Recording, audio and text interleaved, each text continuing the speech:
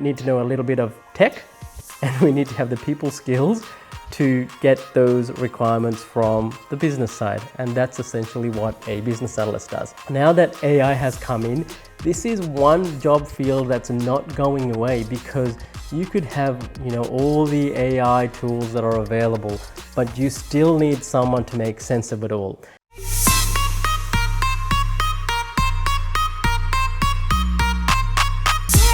Hey everyone, it's Opa here for another podcast where I talk about health, wealth and happiness. So I wanted to tell you about my day job. And my day job is that I am what's known as a business analyst. So what's a business analyst? When I tell people that they don't know, and I don't assume that they know, I try and explain it. So here's the easiest way I can explain it, okay? So we've got the business side on this side, okay? These people do stuff around an organization to make it function, make it ticking along. These guys are either internal or external technology area that can develop products and basically help support these guys. A business analyst comes in the middle, talks to the business side and go, hey, what do you want? In terms of, do you want some sort of product build? Do you want an enhancement? Do you want a new piece of software? And it doesn't even have to be a piece of software. Business analysts can function in a construction site as well. So they've got some sort of need.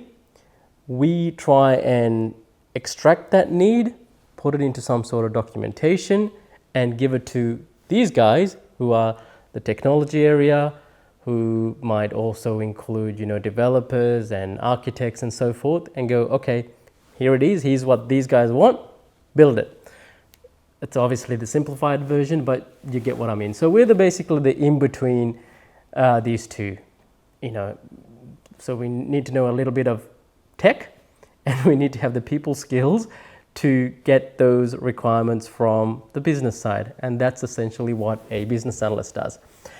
It is a lucrative career. You get to talk to a lot of nice people, and not so nice people occasionally, but you reflect back what you give out, right? Or you get back what you give out, something like that, you know what I mean? And anyone who's sort of considering going down this path, I recommend it.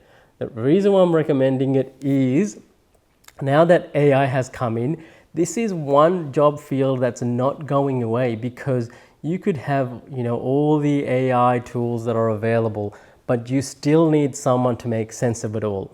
And that's part of my job, I guess. I am someone who goes in, tries to speak to this person, tries to speak to this person, and that person over here, and then puts all of those analysis into a single central place. Let me give you an example. I was put on a project where they had already launched this piece of software. We were doing a second release, which was just adding on some small functionality. I had come through as a new BA because the other person had moved on. And there was the assumption that everyone sort of knew what was going on. I was a new guy. I'm like, okay, I don't know. I'm happy to be the newbie and ask the dumb questions. But what I normally do as soon as I enter a project is I try and understand what's known as the current state. Current state means what are they doing today? What's the technology today? What are the processes today? Who are the people involved today? Also referred to as stakeholders. And I typically draw out what's known as a current state diagram, which is basically a process map of all the project teams. So you've got different process teams in one business areas in one level, another business area, maybe a technology area, and see where the journey is.